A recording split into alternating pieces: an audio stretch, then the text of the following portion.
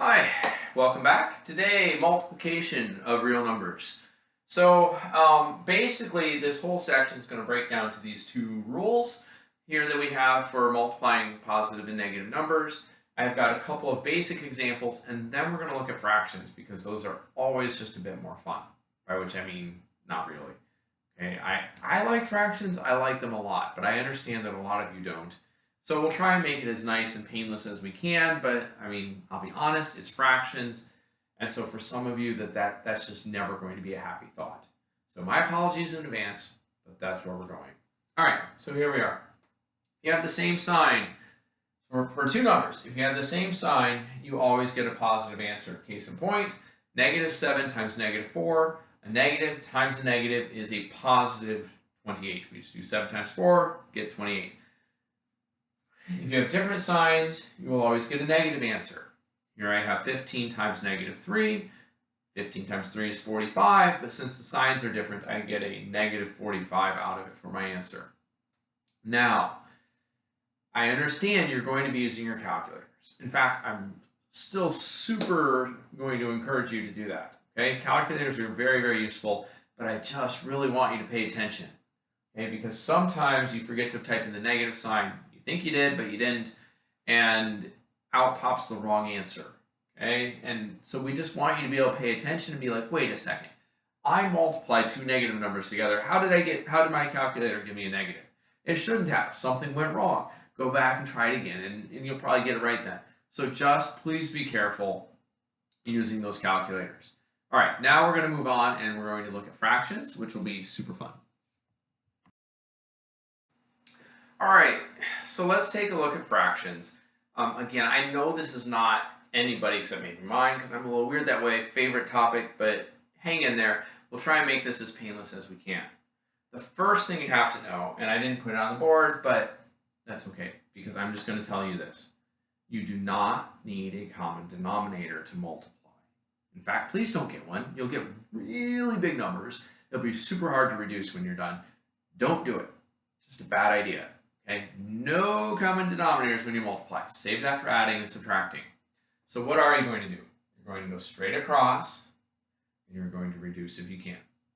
Okay? That's it. So we talked a little bit about reducing in a previous section, and we certainly talked about multiplying straight across. We're going to put them both together now. So my first example, 4/5 times -3/7, nothing. We just multiply. 4 times 3 is 12. 5 times 7 is 35. So it's really just two multiplication problems. But importantly, it is a positive times a negative, so we get a negative. Don't use the negative twice. Don't do 4 times -3 to get -12, and then 5 times -7 to get -35. That's not how this works. It's just one negative. So I multiply my two fractions, and I get a negative out of this one. Here I have the same example written twice. I started with -10 times 3/5. You can see I put my -10/1 because that's the way we have a denominator there for the 10 so that we can actually go straight across. So my first option was to just go straight across. 10 times 3 is 30. 1 times 5 is 5. You get -30/5. That divides down to be -6. For the second one, you can see I've crossed some things out. It is possible to reduce fractions when multiplying before you multiply. Now, you can't do this with any other operation. You can't do it when you're dividing, you can't do it when you're adding, and you can't do it when you're subtracting. You can only do it when you're multiplying. But what I see here is that 5 and 10, they're both divisible by 5. And so I divided 5 by 5 and got 1. I divided 10 by 5 and got 2. And then -2 times 3 was still -6. And on the bottom, 1 times 1 is 1, but 6/1 is just 6. So that's how it works. And importantly, you can do any top with any bottom. Okay, as long as one number on the top and one number on the bottom are both divisible by the same thing, you can reduce your multiplication before you start. And we'll look at maybe one more example of that. So here we go. All right, so I have two more examples to do, and then we'll probably call this one good. So I started with -6/10. It's a little messy here, sorry about that. -6/10 times 5/21. So I wrote this in two more steps to try and show you what I'm looking at. Some people will just do this all at once right here in the main problem, and that's okay as long as you don't make too big of a mess so that you can't follow what you're actually doing. All right, so here's what I looked at. So I rewrote the problem so I could cross some stuff out to do my reducing.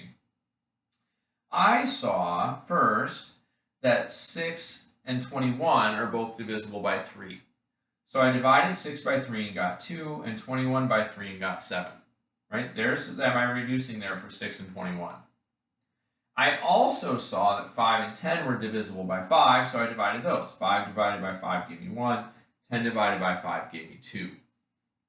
Now, this is a mess, so I took the problem up over here and I rewrote it with the numbers that I had. So you can kind of see, because I crossed some more stuff off, I had 2 over 2 times 5 over 7. I took those reduced down numbers and I rewrote the problem with those.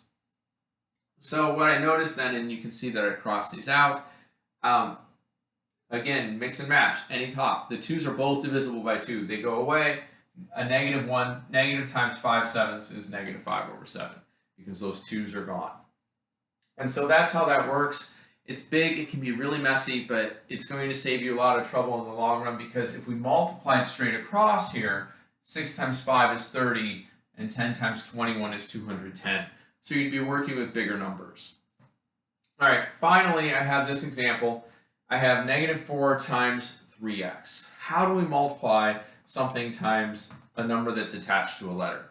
Well, the good news is the associative property is going to let us do that. So remember that from section 5?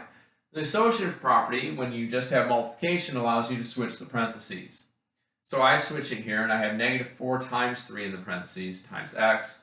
-4 times 3 is -12, and I still have that x along. And so basically, it's just -4 times 3. Not that big a deal, hopefully. So have fun. Enjoy multiplying. Thanks.